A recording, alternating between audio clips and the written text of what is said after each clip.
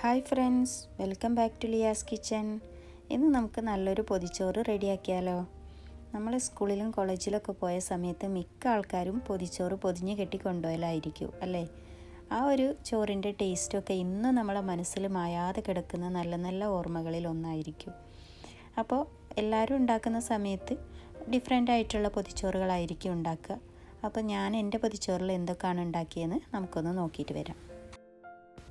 അപ്പം ഞാൻ ആദ്യം തന്നെ തയ്യാറാക്കിയെടുത്തത് കുറച്ച് തോരനാണ്. അപ്പോൾ പയറും ക്യാരറ്റും വെച്ചിട്ടാണ് ഞാൻ തോരൻ ചെയ്തത്. അതിലോട്ട് ഒരു ചെറിയ സവാള അരിഞ്ഞത് ചേർത്തിട്ടുണ്ട്. പിന്നെ ഒരു കപ്പ് തേങ്ങ എടുത്തിട്ടുണ്ട്. തേങ്ങയിൽ 2 ചെറിയ ഉള്ളിയും 2 പച്ചമുളകും കൂടെ ചേർത്ത് ഒന്ന്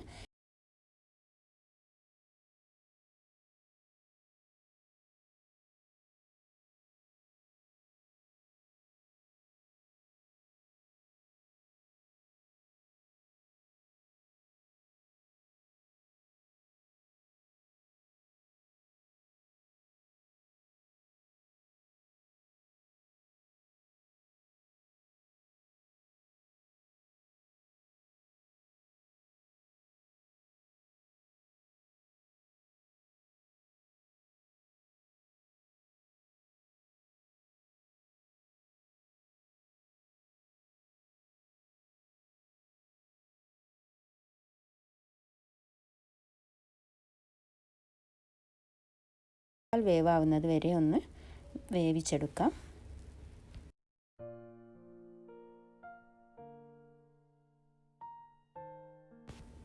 ഇപ്പോൾ നമ്മുടെ തോരൻ ഇവിടെ 1/4 വേവായിട്ടുണ്ട്. ഇനി നമുക്കിതിലോട്ട് നമ്മുടെ അരപ്പ് ചേർത്ത് കൊടുക്കാം.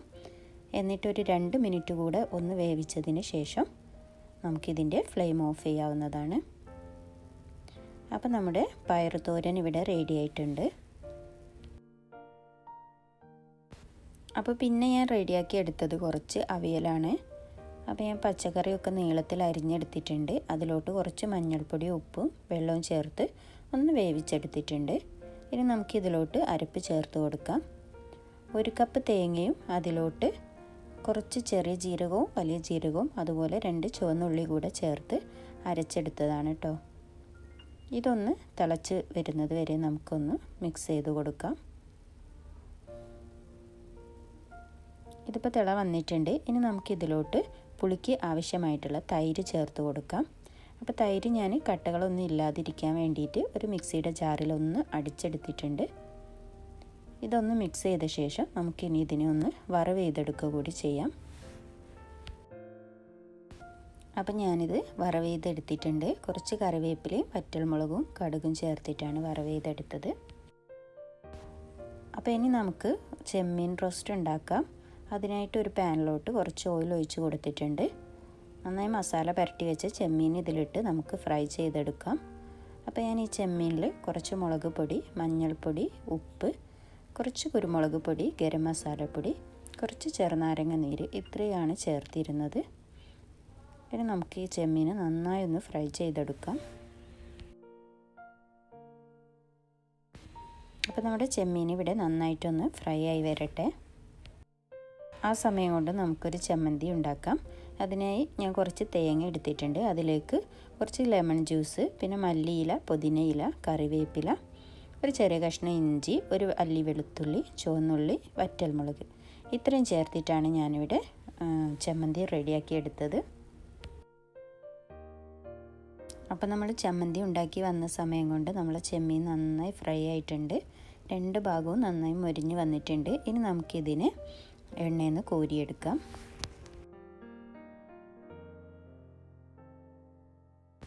ഇനി നമുക്ക് ചെമ്മീൻ ഫ്രൈ ചെയ്ത അതേ ഓയിലിൽ തന്നെ കുറച്ച് തേങ്ങ വറുത്തെടുക്കണം. അതിനെ ഞാൻ കുറച്ച് ഓയിൽ കളഞ്ഞിട്ടുണ്ട്. ബാക്കിയുള്ളതിലോട്ട് കുറച്ച്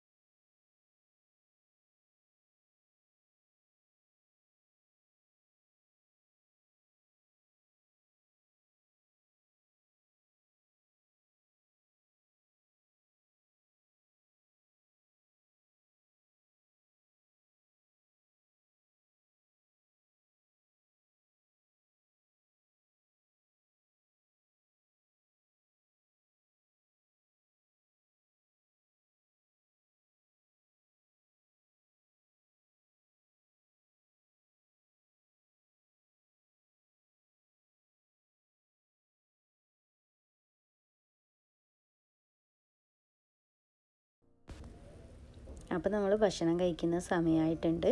അപ്പോൾ നമ്മൾ കഴിക്കാൻ വേണ്ടിയിട്ട് പൊതി തുറക്കുകയാണ്. ഇക്കാക്ക ഡ്യൂട്ടിയൊക്കെ കഴിഞ്ഞ് വന്നിട്ടുണ്ട്. ഫുഡ് കഴിക്കാൻ വേണ്ടിയിട്ട് നോക്കുകയാണ്. അപ്പോൾ ഒന്നും പറയാനില്ല, അടിപൊളി ടേസ്റ്റാണ് കേട്ടോ. നമുക്ക് നമ്മൾ കുട്ടിക്കാലത്ത് കഴിച്ച അതേ ടേസ്റ്റിലാണ് നമുക്ക് ചോറ് കഴിക്കാൻ വേണ്ടി പറ്റിയത്. വല്ലാത്തൊരു സന്തോഷമായിരുന്നു കേട്ടോ അത് കഴിച്ച് കഴിഞ്ഞപ്പോൾ. അപ്പോൾ നിങ്ങളെല്ലാവരും ഒന്ന് ഉണ്ടാക്കി നോക്കണം കേട്ടോ. അപ്പോൾ ഇനിയും പുതിയ റെസിപ്പികൾ കാണാൻ വേണ്ടിയിട്ട് എൻ്റെ ചാനൽ നിങ്ങൾ സബ്സ്ക്രൈബ് ചെയ്യാൻ മറക്കരുത്. അതുപോലെ തന്നെ വീഡിയോ ഇഷ്ടമായാൽ ലൈക്ക് ചെയ്യാനും കമൻറ്റ് ചെയ്യാനും മറക്കരുത്.